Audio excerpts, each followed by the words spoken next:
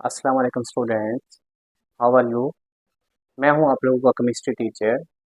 आज हम लोग 10th क्लास का चैप्टर 9 का टॉपिक 1 पढ़ेंगे, जिसका नाम है केमिकल इक्विलिब्रियम। इसमें सबसे पहले हम लोग रिएक्टेंट्स के बारे में पढ़ेंगे, फिर हम लोग प्रोडक्ट्स के बारे में पढ़ेंगे, रिवर्सिबल रिएक्शन के बारे में पढ़ेंगे, रिवर्सिबल रिएक्शन, केमिकल इक्विलिब्रियम, उसके साथ इसके आगे पॉसिबिलिटीज़ के बारे में पढ़ेंगे।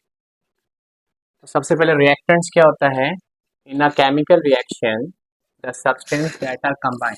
किसी भी केमिकल रिएक्शन में वो सब्सटेंस जो आपस में कंबाइन होते हैं, मिलते हैं, उसे हम क्या बोलते हैं? रिएक्टेंट्स बोलते हैं। प्रोडक्ट की definition, the substance produce at the end of reaction. किसी भी रिएक्शन के एंड पे जो सब्सटेंस बनते हैं उसे हम लोग क्या बोलते हैं? प्रोडक्ट्स बोलते हैं। इसके एग्जांपल देखें आप लोग। जब हाइड्रोजन ऑक्सीजन के साथ मिलती है, इसके मिलने से बनता है वाटर। ये दोनों इसमें रिएक्टेंट्स हैं, इनके मिलने से ये एक न्यू सब्सटेंस बना है, जिसे हम लोग क्या बोलते हैं? प्रोडक्ट्स बोलते हैं।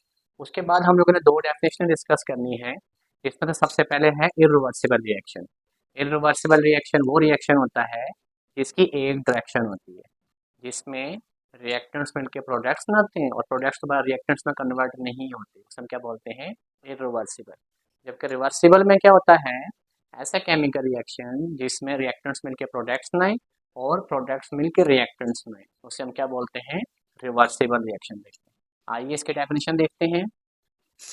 irreversible reaction, the chemical reaction in which the products do not recombine to form reactant। इसके एग्जांपल देखिए हम लोग।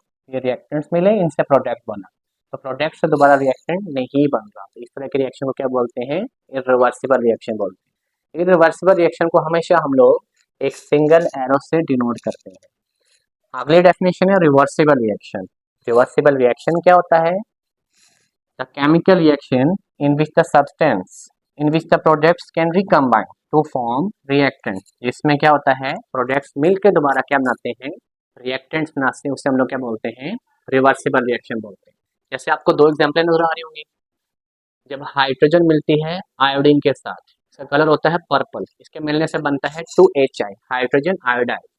इसका पर्पल कलर खत्म हो जाता है और इससे क्या बनता है?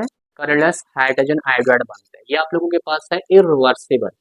अब रिवर्सिबल रिएक्शन में क्या होगा? जब यही वाला हाइड्रोजन आयोडाइड इसको हीट अप करेंगे, इसके हीट अप करने से क्या बनता है? H2, और साथ में क्या बनता है? I2 बनता है।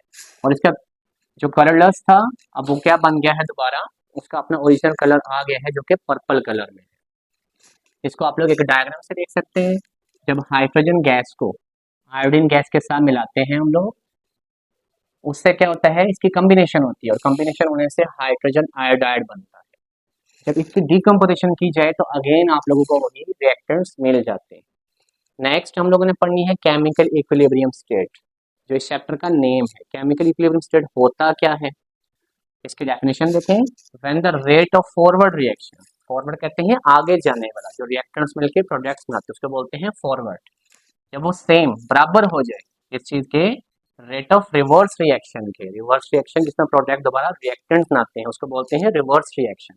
और उनकी कंपोजिशन, उनकी जो बनावट है और उसके साथ साथ जो रिएक्शन है वो सारे का सारा कांस्टेंट है, उसे हम लोग क्या बोलेंगे? केमिकल इक्विलिब्रियम स्टेट बोलेंगे। इसकी दो तरह की पॉसिबिलिटीज हैं। एक है स्टैटिक इक्विलिब्रियम और दूसरे हमारे पास है डायनामिक इक्विलिब्रियम। स्टैटिक में क्या होता है? When reaction cease to proceed, वो रिएक्शन जो मजीद आगे ना बढ़े, उसे हम लोग क्या बोलते हैं? स्टैटिक इक्विलिब्रियम बोलते हैं। इसकी एग्जांपल उसने आपको दी हुई है, एक बिल्डिंग की। बिल्डिंग के ऊपर ऑल डायरेक्शन में जो फोर्स करती है, वो सारी उसको एक जगह स्टैंड करने में मदद देती है। ओके, कह रहे हैं a building remaining stand rather than falling down because all the forces acting on its all balance। तो जितनी भी फोर्सेस लग रही हैं उसकी लेफ्ट राइट, ठीक है, उसके अलावा फ्रंट पे और बैक पे, तो सारे इसको क्या करती है? बैलेंस रखने में मदद देती है। नेक्स्ट हमारे पास है डायनामिक इक्विलिब्रियम। इसके डेफिनेशन में उसने क्या बताया हुआ है? When reaction does not stop, जब रिएक्शन ना रुके, only the rate of forward and reverse reaction, forward आगे जाने वाला, रिवर्स पीछे आने वाला रिएक्शन, दोनों इक्वल हो जाए, बराबर हो जाए, और उसके साथ साथ इनकी डायरेक्शन क्या हो? ऑपोजिट हो, तो ऐसे रिएक्शन को क्या बोलते हैं हम लोग? ऐसी इक्विलिब्रियम को डायनामिक इक्विलिब्रियम बोलते हैं। इसमें उसने बताया हुआ है जो फॉरवर्ड आगे जाने वाला है और रिवर्स पीछे आने वाला है, दोनों ही क्या होते हैं? बराबर होते हैं। इसकी एग्जांपल आप दो तरीके से समझ सकते हैं, एक ओपन फ्लास्क सिस्टम और दूसरा हम लोगों के पास है क्लोज फ्लास्क सिस्टम। इसमें आप लोगों को नजर आ रहा होगा, ये इसमें रिएक्टेंट्स, इसमें प्रोडक्ट। जैसे आप लोगों के पास कैल्शियम कार्बोनेट CaCO3, जब इसको डिकम्पोज किया जाता है इससे दो तरह के सब्सटेंस बनते हैं, एक बनता है कैल्शियम ऑक्साइड और दूसरा आप लोगों को बनता है कार्बन डाइऑक्साइड। जब ये फ्लास्क ओपन होगी, इसके ऊपर लेड नहीं होगा, इसको क्लोज नहीं किया होगा, तब कार्बन डाइऑक्साइड यहाँ से क्या हो जाएगी, एस्केप हो जाएगी। अच्छा, क्लोज सिस्टम में क्या होता है, क्लोज में कैल्शियम कार्बोनेट जब उसकी ब्रेकडाउन की जाती है तो उससे बनता है कैल्शियम ऑक्साइड और कार्बन डाइऑक्साइड। अब यहाँ से सिस्टम क्लोज है तो कार्बन डाइऑक्साइड यहाँ से एस्केप नहीं होगी, फिर ये दोनों आपस में रिकम्बाइन होंगे, इनके मिलने से दोबारा क्या बनेगा, रिएक्टेंट मिलेगा, तब रिएक्टेंट बनेगा। जब कैल्शियम कार्बोनेट मिलता है, जब इसकी ब्रेकडाउन करते हैं, इसकी डिकम्पोजिशन से क्या बनता है आप लोगों के पास, कैल्शियम ऑक्साइड बनेगा, कार्बन डाइऑक्साइड बनेगा। जब ये दोनों आपस में मिलेंगे इसके कॉम्बिनेशन से क्या बनेगा, कैल्शियम कार्बोनेट बनेगा। मजीद इसको हम लोग एक ग्राफ से देखते हैं, ये आप लोगों को ग्राफ नजर आ रहा होगा, इसमें एक्स एक्सिस है, वाई एक्सिस है, इसमें आप लोगों को एक्स एक्सिस में टाइम नजर आ रहा होगा, वाई एक्सिस में रेट ऑफ रिएक्शन नजर आ रहा होगा। इनिशियल स्टेज में आप लोगों को रिएक्टेंट्स नजर आ रहे होंगे, तो पीक वैल्यू के ऊपर है, आस्ता आस्ता ये क्या होते जाएंगे, कम होते जाएंगे। जबकि आप लोगों को प्रोडक्ट नजर आ रहे होंगे, इनिशियल स्टेज में बिल्कुल क्या होते हैं, जीरो होते हैं, और आस्ता आस्ता इनकी स्पीड क्या होती है, बढ़ती जाती है। एक पॉइंट ऐसा आता है जिसमें आप लोगों के पास जो रिएक्टेंट्स हैं और आप लोगों के पास प्रोडक्ट्स हैं, दोनों क्या हो जाते हैं, इक्वल आ जाते हैं, और एक स्ट्रेट लाइन आप लोगों को हासिल होती है।